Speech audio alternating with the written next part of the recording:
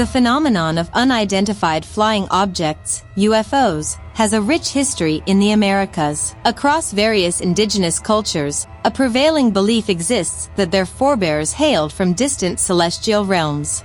Among the Hopi, it is recounted that their ancestors originated from the Pleiades star cluster. The Dakota culture holds that the Pleiades is known as Taiyami, representing the dwelling of the forefathers, and when individuals pass away, they transition to reside among the Pleiades. Cherokee traditions impart the idea that Native Americans trace their roots back to the Pleiades, and they assert that indigenous people are akin to stellar seeds, entrusted with the mission of bestowing illumination and wisdom. The Cree, predominantly inhabiting Canada, subscribe to the notion that their forefathers descended to Earth as ethereal beings from the cosmos before taking on human form.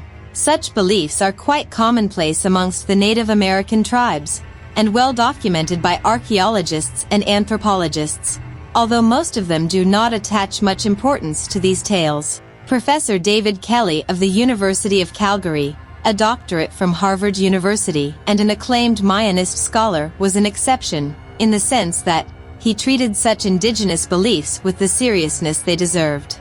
In the book Exploring Ancient Skies, a survey of ancient and cultural astronomy, Professor Kelly mentioned how the interactions between the sky people and humans served as a basis for the organization of the society across indigenous populations.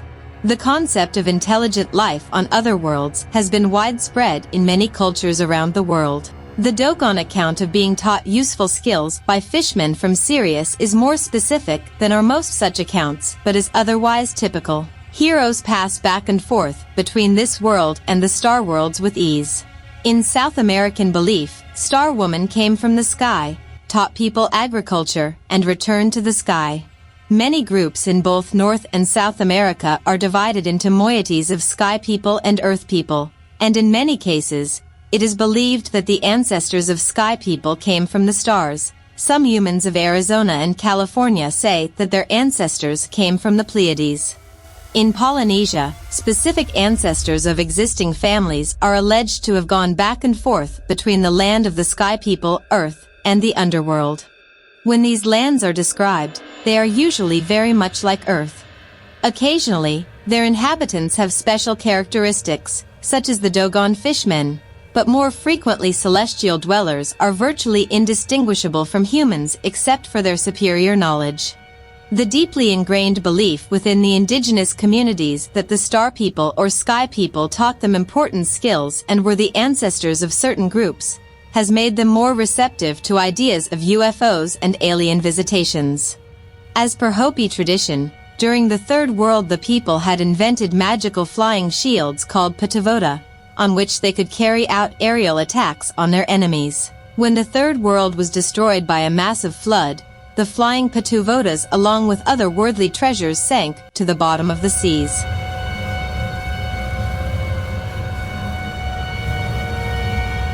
According to independent researcher and author Gary David, who has written extensively about the southwestern archaeological sites, many flying shields are piloted by entities commonly called Kachinas. The Kachinas are spirit beings who answer to the prayers of the Hopi and bestow blessings in the form of health, rain, and good harvest. The Hopi assert that Kachinas came up with them during their emergence from the womb of Mother Earth at the beginning of the Fourth World. This suggests that the Kachinas, at least many of them, are underworld spirits associated with fertility and rainfall that we find in the beliefs of many indigenous cultures. These are the same spirits that help the shaman with specific advice and counsel when he journeys to the underworld in an altered state of consciousness to find remedies for the ills affecting the community.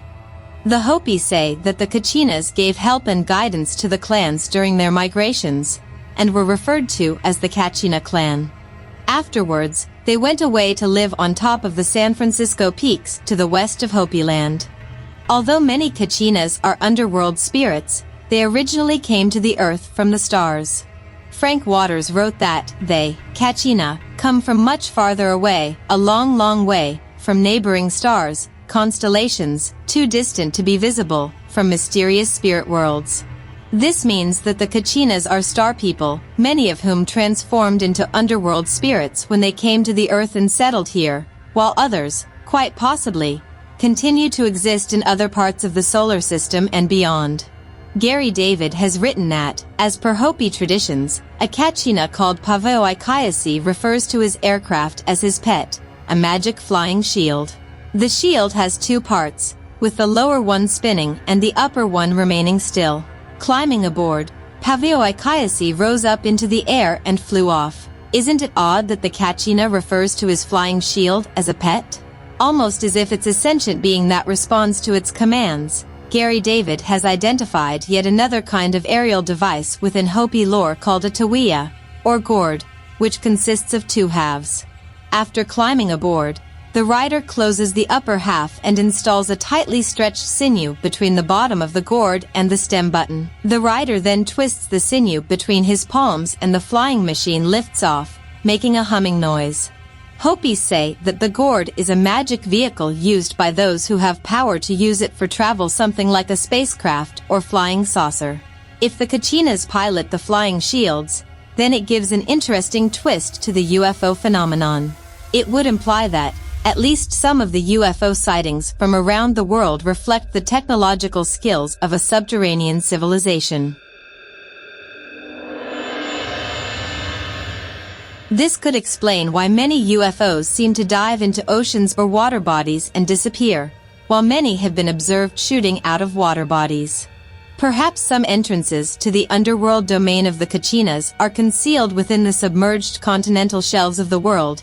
The manner in which the Kachinas are depicted in Hopi art resembles the way in which aliens have been visualized and depicted in popular art. The Hopis give Kachina dolls to the children to make them aware of the different types of Kachinas. Many Kachina dolls have horns or antennas jutting out their head, while their faces are characterized by large goggle eyes and the absence of a nose. Needless to say, most of them look downright spooky, and could give you the creeps if one of them suddenly sneaked up on you at night. In the petroglyphs and pictographs of many southwestern sites, eerie-looking Kachina figures can be discerned.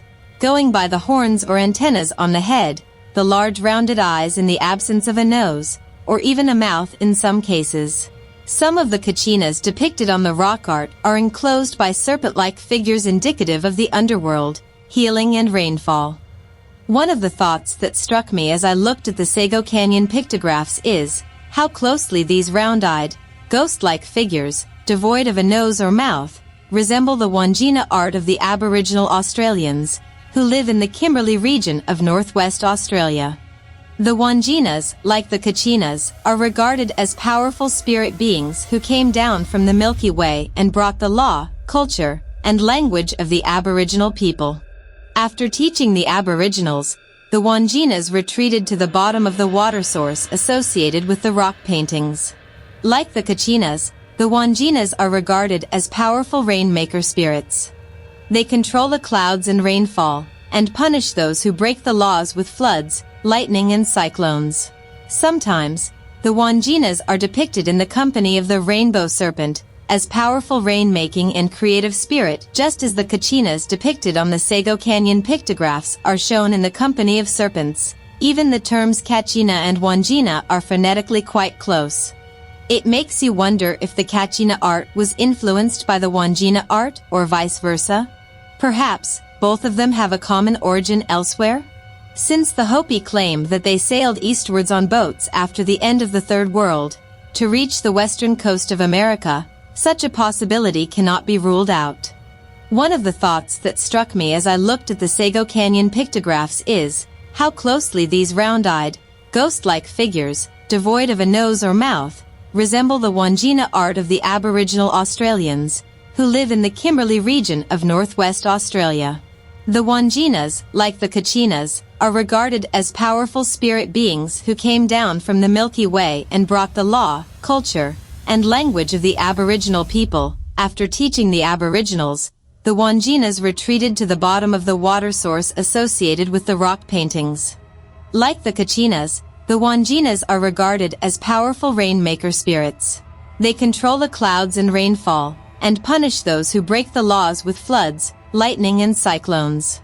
Sometimes, the Wanjinas are depicted in the company of the rainbow serpent, as powerful rain-making and creative spirit, just as the Kachinas depicted on the Sago Canyon pictographs are shown in the company of serpents. Even the terms Kachina and Wanjina are phonetically quite close. It makes you wonder if the Kachina art was influenced by the Wanjina art, or vice versa.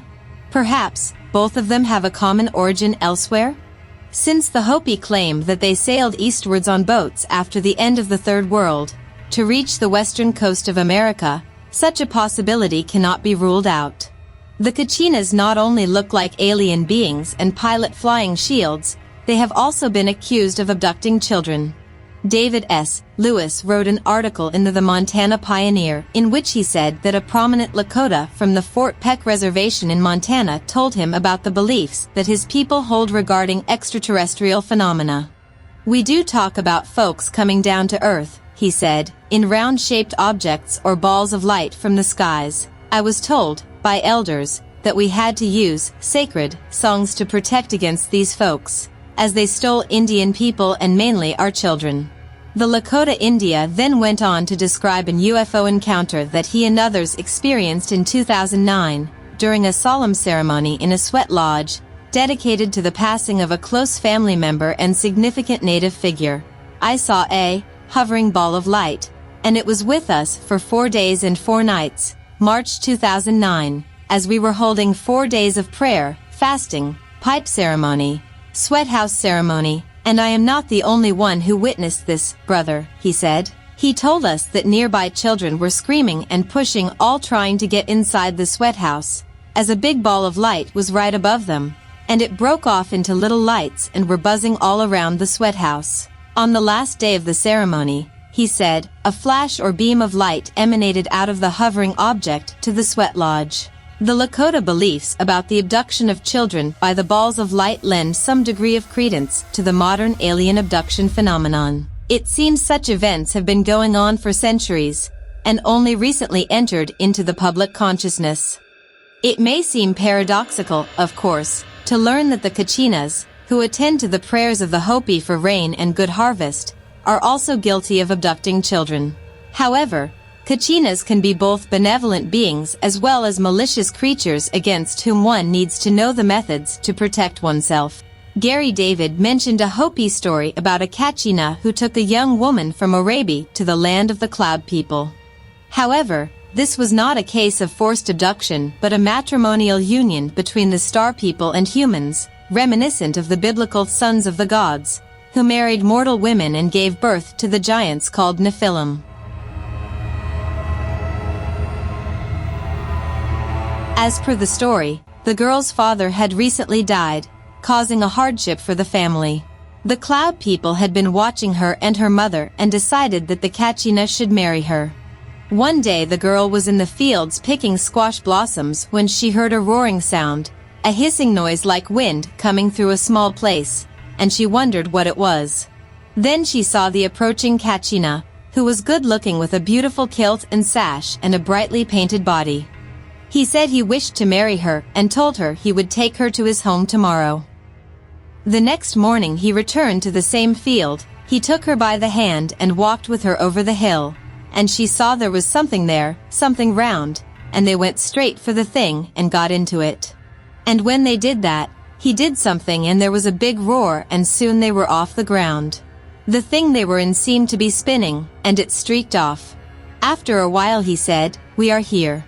They were down on the ground again and the roaring and hissing sound stopped. He took her up to his village, to his home. When they got to his house, his mother and father were very happy that he had found the girl they had spoken of. One can only wonder how the narrator of this story knew what happened after the craft reached its destination. Did the girl return to her parents' house to share stories of her life in the other world? Did she make use of an interdimensional postal service? Was she throwing down rocks with symbols scribbled on them? We can only speculate. What is evident, however, is that the Native American belief in the Star People and the Kachinas provide a context for them to understand the UFO phenomenon and all that goes along with it, unlike in the westernized society, where the ancient beliefs have been mostly poo-pooed away.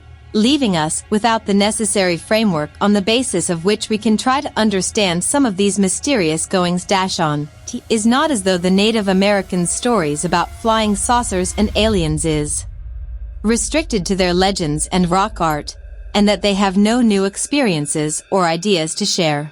Many Native Americans living in remote reservations continue to witness bright flying objects in the sky every year.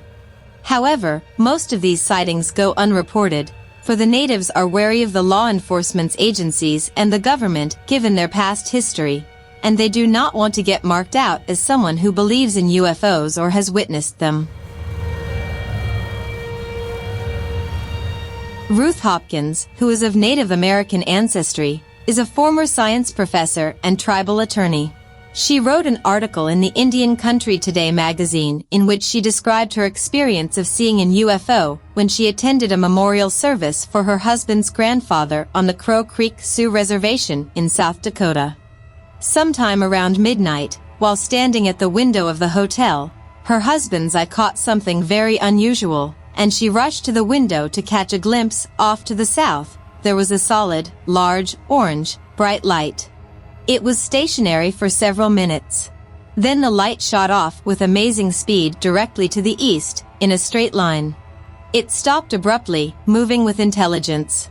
Suddenly, the light broke off into 3 separate smaller orange lights, equidistant from one another.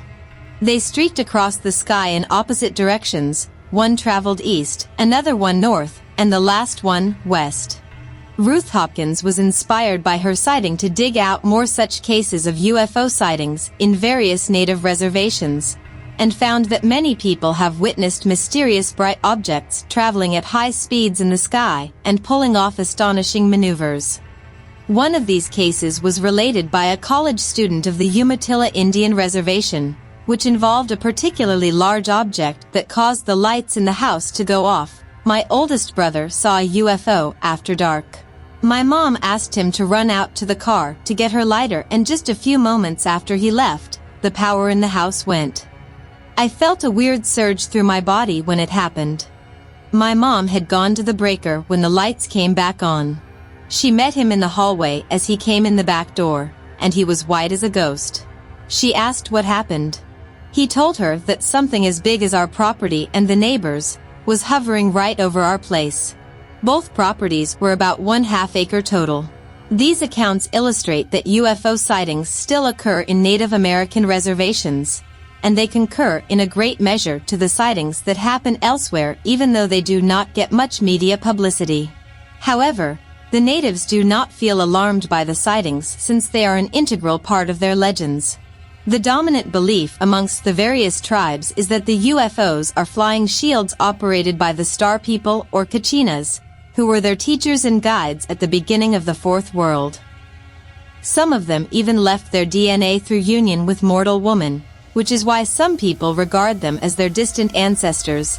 Yet another strange facet of the Native American experience with UFOs is the claim that some of the elders have the ability to communicate via telepathic means with the beings controlling these flying objects. The famous Oglala Sioux holy man, Black Elk, who lived from 1863 to 1950, claimed to have had telepathic communication with the little men who emerged from a brilliantly lit flying disc that hovered above him. Whether this was true, or simply a bit of showmanship, it is difficult to tell. However, the fact that Native Americans, in general, regard the Kachinas who pilot these crafts as their spirit guides, and still pray to them for rain and good harvest, evinces a possibility that our understanding the UFO phenomenon can be enriched through an understanding of the indigenous beliefs and traditions.